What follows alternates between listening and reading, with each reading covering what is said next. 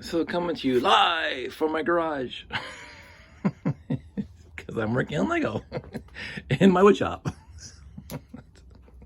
Yeah, I find humor in myself. Because if I'm not gonna laugh at me, who will?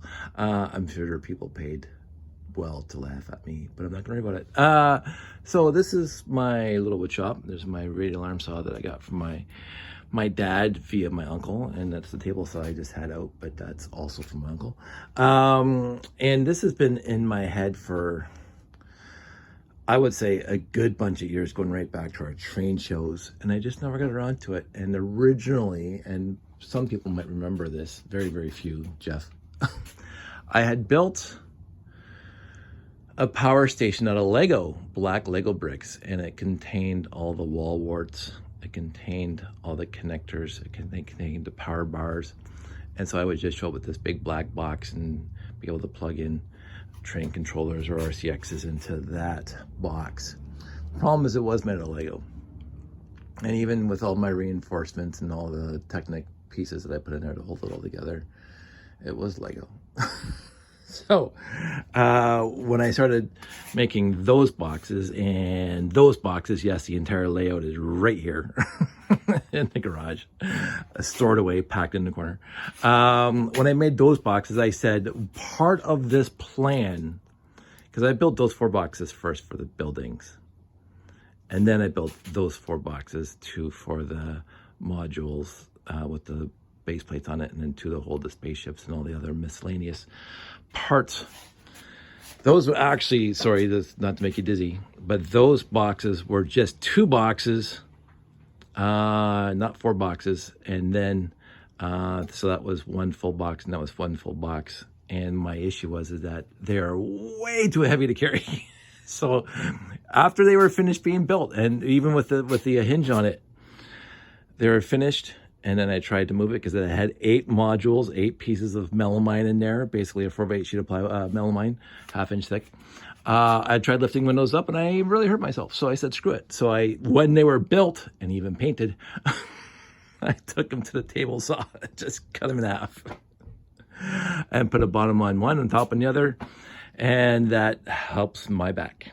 And so 5, 6, that's 7 and 8. But since they're in the back and nobody sees them, I haven't labeled them yet. I might label them at some point in the future. Just like 3 is just taped on, but that's obviously 1 and 2's over there and 4 is down there. So I haven't even finished labeling the other 2 boxes. But anyway, it doesn't matter. That's a whole tangent for my good friend David. So this was in my head for the longest time. After my Lego power station wasn't necessarily doing the job. It did a fine job, but as soon as I started lighting the layout, I have a lot more stuff. Like, look at all that stuff. There's probably, I think, at least 12 power supplies and wall warts. This is Rob Hendricks Life Lights, and this is my fancy dancy wiring trim wire. And so, and I got my 12 volt connectors here for the 12 volt lights that are in there and blah, blah, blah. So that's my next box. This is box number 1, and this will be box number 2, or 9 and 10, because that's 1 through 4 and 5 through 8. So this will be box 9 and 10. And I bought enough plywood to build 10, but right now I'm working on box number 9. And box number 9 is not worried about the lighting. Box number 9 is worried about the controlling. And so I went over to my wonderful little store in Burlington called Sale. It's an electronics superstore warehouse. And I picked up 3 PDUs that are short little PDUs. And because that'll be 18 plugs, and that will handle those 12 and these 4 over here. Because the controller, I can't see me needing more than 4 controllers, because right now I have 4 loops. So I said, that's all I need. So what I planned on doing originally, and it was going to be bigger, was I put the 2 controllers here and then have it hinged down with a little tiny, like this, basically like this, and hinge it down. And then these 2 would be here on the front. This is exactly the same width as those boxes. And I'll have exactly the same perimeter on the bottom of this piece of plywood, so it will lock into these if I want it to. So I would just leave one of these edges hanging out over the layout. So instead of putting the layout right here, I put the layout right here and then put this box on top of this so it doesn't fall off. But the other thing is that this controller will probably be right at the back of the layout. So that would be these boxes it'll be sitting on top of. And these boxes don't have the little squares on top, but I would just pull them out and the box would sit on top of that. But I also wanted to make sure this box wasn't going to interfere with the layout. So I didn't want this box to be higher than those rails. That's 5.5 inches, and that's a little tough to get in to make sure that this is not higher than 5.5 inches. But what I did figure out after all this work, because, let's just go over the specifics really quick to get there. 4 controllers or 4 RCXs or a mix and match. Since the RCXs and the controllers take exactly the same power supplies, this is fantastic. I just pull off one of these and drop in a RCX instead of that. So the train can be powered with this and the monorails can be powered with the RCX, doesn't matter. So mix and match. So my original intent was that these things would fold up over top like that and then come down here and be on the front hanging over that box. So the main box would be up here and then the front would be folded down and you'd have the 2 controllers there. Ish. That's the plan.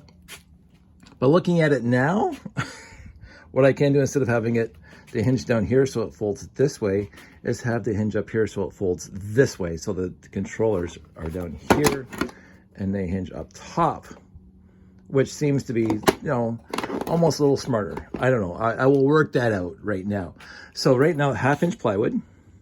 This is going to be 4 inches tall because when you put these things, when you fold it together, this gives me about 4 inches of space from here to the top here. So that's 4 inches that I need. And it also gives me room for all this stuff back here. So this will be 4 inches plus 1/2 inch plus the top. So that's 5 inches, which is less than the 5.5 inches that is. And of course, then I have to do the perimeter on the bottom. So that's 5.5 inches exactly. But if I have this folding up top, then this thing is going to be rise above the base plates of the layout. And of course, if it's on those boxes at the back, it's right at the back of the big tower, and I don't want to block the big tower, so it's going to be whatever. So I'm humming and hawing, I'm vacillating, as they say, instead of just humming and hawing. I'm vacillating whether or not this is going to fold down or if this is going to fold up. The other issue is, and this is where the whole logistics of how this is going to work comes into play. So I picked this guy up.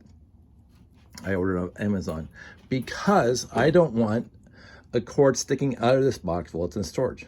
So basically I would bring an extension cord to plug this, into whatever power supply is provided at a show. And when it's not, this thing is just going to sit here. And then the power is going to come in here. It's going to go to the switch directly. So this switch is the complete on and off switch for the entire enchilada. So the entire power switch. Then the power from the power switch, it goes to this plug, which is for your iPhone, because you're going to have a little space here, because of course this whole thing is going to be all the way across because it's going to fold up. You can put your iPhone, so you're going to charging whatever. So I should have bought one with the USBs on it, but whatever, I can swap that out.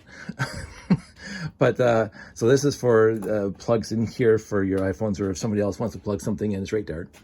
And then it's going to come back from the switch, and this plug is going to come back to this. So I'm going to cut this off, wire this directly into the plug or the switch, whatever, and moret it.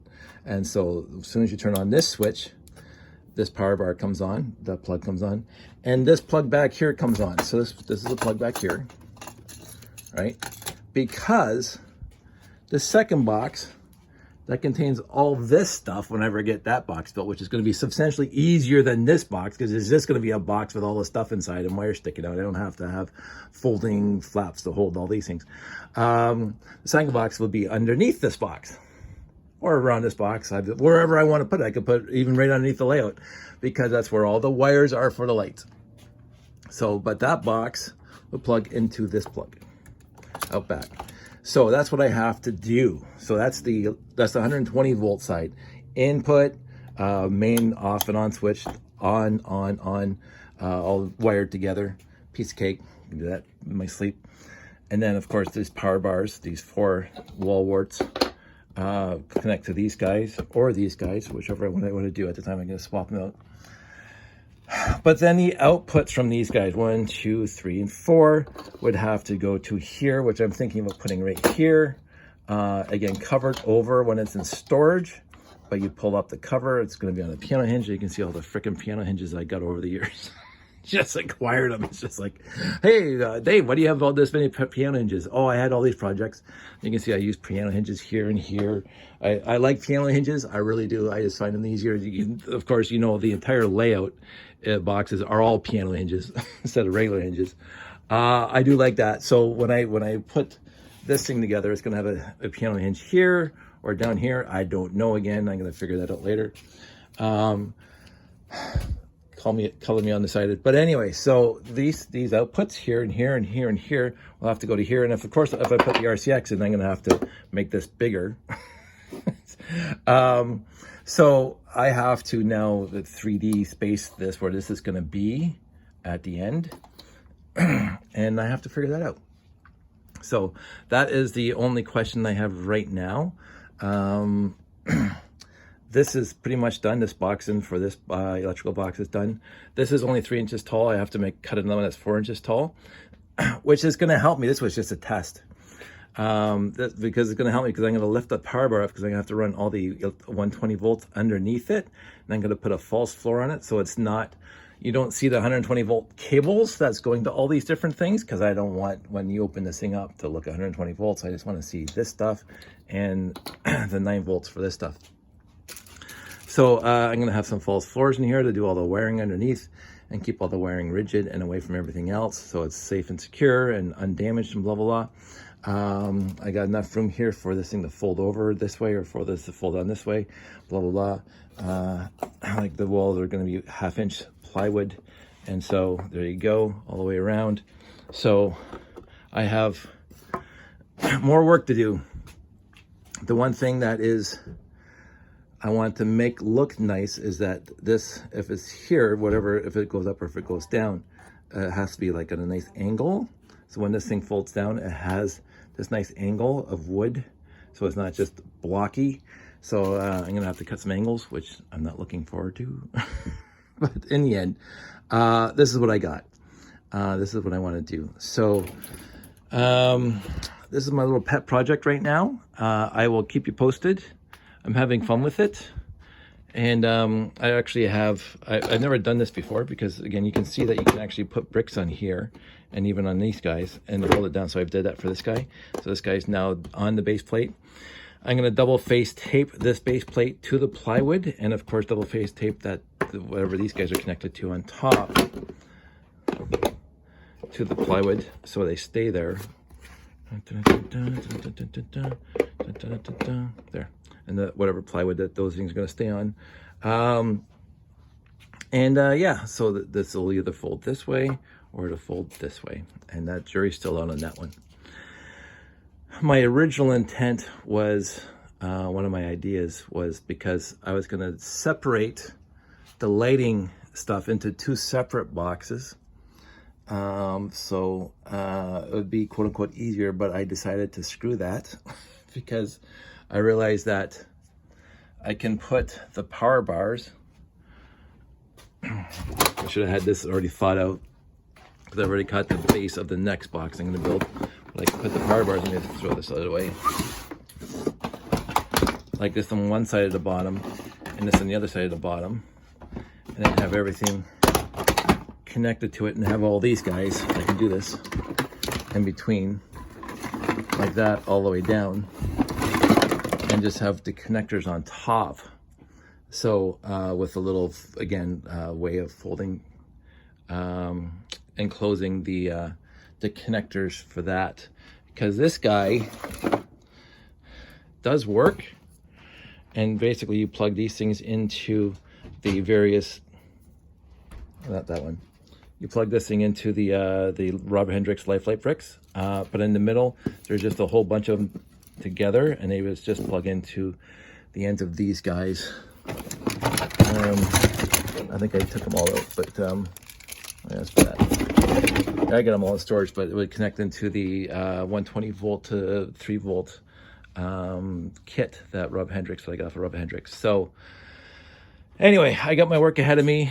And if I build a second box, basically this box will just sit on the second top of the second box, and it would be between those guys on the side. So that's easy. It's not bothering anybody there. And so there are many places for me to set this up when I'm doing the layout.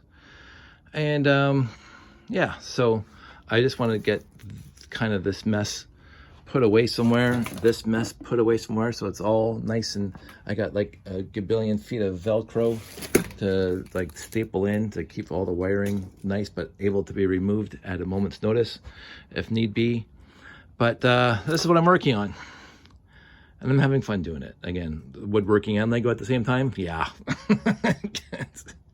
this is my, you know, I've done so many woodworking projects, but besides the boxes, I haven't done too many woodworking projects that have anything to do with my Lego collection. So this is making me happy, and electrical too at the same time, which is, you know, something I love to do for myself. So I won't do it professionally, but I'll do my own house wiring.